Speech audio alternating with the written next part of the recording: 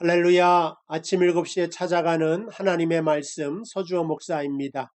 오늘 주신 하나님의 말씀은 마가복음 11장 12절에서 14절까지 말씀입니다.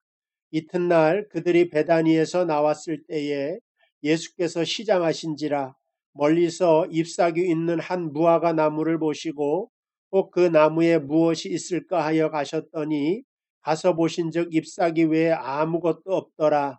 이는 무화과의 때가 아님이라.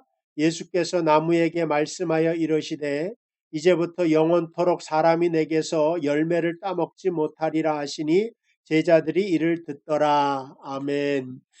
여러분, 지난주에 우리가 하나님 말씀을 통하여서 예수님께서 예루살렘에 십자가를 지기 위하여 올라가실 때 나귀를 타고 올라가셨다. 그리고 백성들은 호산나 호산나 외치면서 주님을 환영한 것까지 살펴보았습니다. 오늘 12절 보니까 그 예루살렘에 있는 베다니에 머물르셨다가 나오는 장면이 나옵니다. 베다니에서 나오실 때 예수님께서 시장을 느끼셨습니다. 이 시장을 느끼셨다 하는 것을 보고 예수님도 사람이기 때문에 인간이기 때문에 배가 고픈 것을 설명한다. 단순하게 이렇게 말씀하는 사람이 있는데 여기서는 단순히 허기진 상태만을 설명하는 것이 아니라 시장에 따른 예수님의 상태가 무엇을 암시하는가? 그것은 예수님께서 허기진 상태를 넘어서 무엇인가를 열망하고 간절히 바랬다고 하는 뜻입니다. 시장했다고 하는 것은 배고픈 것이 아니라 주님께서 무화과 나무에 대하여 어떠한 열망과 기대를 가지고 있었다 하는 것을 나타낸다고 하는 것입니다. 사람이 열망이 있다고 하는 것은 근본적인 삶의 동기가 됩니다. 그래서 넘어져도 열망이 있으면 일어나게 되고 슬픔 중에서도 용기를 가질 수 있는 것이 바로 열망이 있기 때문이라고 생각을 합니다. 가장 답답한 인생이 무엇이냐? 열망 없는 것입니다. 나 같은 것이 희망 가질 필요가 있겠는가?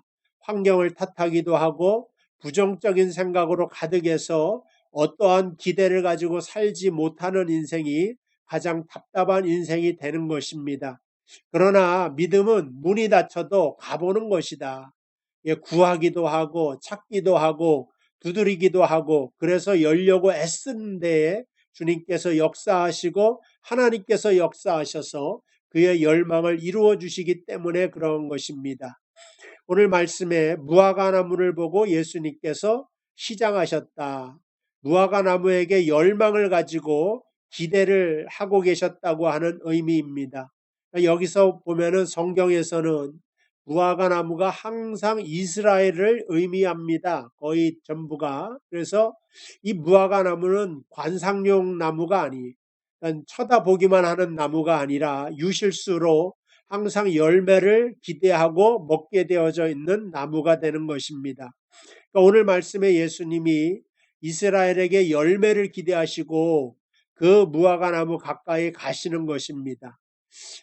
그러나 기대하는 것만큼 이 이스라엘 예루살렘이 좋지 못하였습니다. 오늘 13절 말씀에 보니까 잎사귀 외에는 아무것도 없었다.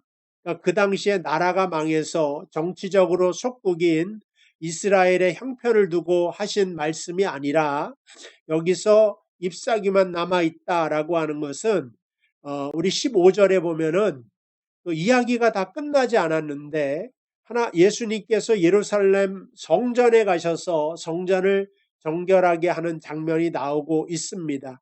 그러니까는 예수님께서 이 잎사귀가 정치적인 것이 아니라 그 성전을 빗대어 이 무화과 나무를 이용해서 무화과 나무의 상징을 통하여서 성전의 부족한 모습을 나타내고 있다고 하는 것입니다. 어떻게 말씀하시느냐?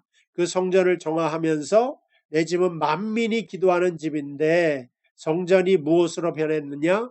강도의 소굴로 변했다. 이것이 잎사귀뿐이 없는 무화과 나무다라고 하는 것을 말씀해 주고 있는 것입니다. 여기서 무화과 나무를 예수님께서 저주하셨다라고 말씀하고 있는데 실제 원문의 표현은 저주가 아니라 심판하시는 것입니다. 그러니까 예수님께서는 저주하시는 분이 아니라 심판주로 심판하시는 분이다. 그러니까 이스라엘에게서 무화과 나무는요, 거의 사시사철 먹는 열매입니다. 그러니까 열매가 세 번 크게 열리는데 3월과 4월 봄에 열리고요. 6월에 여름이 시작할 때 열리고 8월과 10월에 가을에 열리는 무한정하게 이렇게 열리는 것처럼 보이는 나무가 바로 무화과 열매입니다. 어느 때 열매가 가장 맛있느냐? 그럼 8월과 10월 열매가 가장 맛있습니다. 그러니까 6월은 중간 정도의 맛이라고 보게 되는데, 그런데 3월과 4월에 있는 열매는 아주 조그만한데 어느 때 열매가 가장 귀한 열매냐면 3월과 4월에 열리는 무화과 나무의 열매가 가장 귀하다. 왜 그러냐? 겨울을 지나고 춥고 사람들이 다 배고프고 아직 보리 파종, 그러니까 거두지 못하는 양식이 없을 때 이스라엘 백성이 양식을 먹을 수 있는 때가 바로 이 3, 4월에 나오는 무화과 열매인 것입니다. 그리고 오늘 이때가 바로 6월절이 이제 막 시작되었기 때문에 예수님께서 예루살렘에 도착해서 무화과 나무를 보시면서 열매를 드시려고 하셨다고 하는 것입니다. 근데 어떤 상태였느냐? 잎만 무성하고 열매가 맺지 못하였다고 하는 것입니다. 그리고 이 상태는 그 당시 예루살렘의 상태, 이스라엘의 상태였다고 하는 거죠. 그러니까 3월, 4월에 가장 필요할 때입니다. 그러니까 이스라엘도 지금 예루살렘 성전이 반드시 필요할 때예요. 근데 예루살렘 성전은 뭐예요? 강도의 구렬이 되어서 전혀 그 역할을 하지 못하고 있을 때다. 그래서 주님께서 그 무화과 나무를 심판하듯 성전에, 그러니까는 15절부터 가면 예루살렘 성전에 올라가서 성전 정화 작업을 하시는 것을 보게 됩니다. 그리고 이것이 샌드위치 구조가 되어서 오늘 말씀 20절 보면 그들이 아침에 지나가실 때에 무화과 나무가 뿌리채 마른 것을 보고, 그래서 성전 정결 작업이 샌드위치로 중간에 있어서 이것이 바로 예루살렘 성전을 두고 비유처럼 말씀하신 것이다 하는 것을 우리에게 알려주고 있습니다. 좀 더 자세히 보면요, 15절에 그들이 예루살렘에 들어가니라. 여기서 원문에 보면 예루살렘을 그냥 예루살렘이 아니라 약간 비꼬는 투의 말을 사용해서 예루살렘이라고 말을 합니다. 그러니까 밴쿠버인데 홍쿠버다, 이렇게 말하는 것처럼, 중국 사람이 많은 것을 비꼬는 것처럼 말하는 것처럼 예루살렘도 약간 비꼬는 듯이 말하는 그 단어를 사용해서 예루살렘으로 들어가셔서 거기 있는 모든 사람을 내쫓고 그 다음에 뒤집어 엎으시고, 여기 나오는 이 단어들이 다 심판 전문 용어입니다. 그러니까 여기에 나와 있는 예루살렘 성전을 열매 없는 상태로 보고 예수님께서 심판하셨다, 이렇게 우리에게 말씀해 주고 있는 것입니다. 이것은 장차 오고 가는 모든 세대의 성도의 인생을 향하여, 또 모든 교회를 향하여 예수님께서 그 역할을 다 감당하지 못하면 심판하신다 하는 뜻입니다. 그러니까 천주교가 종교개혁을 통하여서 다시 한번 개혁되게 만든 것도 다 이러한 뜻입니다. 우리 개신교도 마찬가지입니다.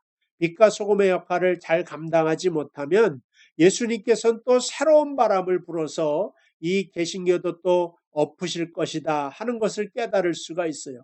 초대교회 라오디게아 교회도 마찬가지죠. 내가 너를 토해버리겠다, 뜨겁든지 차든지 하라고 말씀하신 것처럼 교회가 교회되지 못하면 무화과 나무처럼 뿌리채 말라버리고 새로운 것을 통하여 하나님 역사하시겠다고 하는 말씀입니다. 자, 그러므로 우리는 이 심판의 때를 살아가고 있습니다. 17절, 하나님의 집은 만민이 기도하는 집이라 칭함을 받으리라 라고 말했는데, 우리 교회가 어떤 쪽으로 회복을 해야 되겠습니까? 장사하는 곳이 되어서는 안 된다. 이익을 남기는 곳이 되어서는 안 된다. 기본적으로 우리가 너무나 잘 알고 있는 만민이 모여서 기도하는 집, 만민이 아무든지 모여서 모이면은 기도하는 집. 그래서 여러분이 이 심판의 때를 살아가면서 교회를 위해서 기도해 주시길 바랍니다. 이 땅이 주님의 옷을 입고 십자가를 통하여 회복되기를, 다 치료받기를 우리가 회개하는 마음으로 늘 기도할 때에 하나님께서 우리의 기도를 쓰시고 우리의 교회를 쓰셔서 이 땅을 새롭게 하실 줄로 믿습니다. 오늘 우리가 심판을 받는 것이 아니라 주님께 쓰임받아서 이 땅에 새로운 소망으로 열매 맺는 교회로 다시 태어나는 놀라운 역사가 나타나게 되기를 주님의 이름으로 축복을 드립니다. 잠깐 기도하겠습니다. 하나님 아버지 감사합니다. 우리가 심판받는 무화과 나무가 아니라 많은 열매를 맺어서 이 심판의 때를 살아가고 있는 세상에 빛이 되게 하시고 소금이 되게 하여 주시고 주님 기쁨이 되는 교회와 성도의 삶을 살기에 부족함이 없도록 인도하여 주옵소서. 예수님의 이름으로 간절히 기도하옵나이다. 아멘. 우리 사랑하는 성도 여러분, 오늘도 승리하시길 바라고요. 내일 이 시간에 뵙도록 하겠습니다.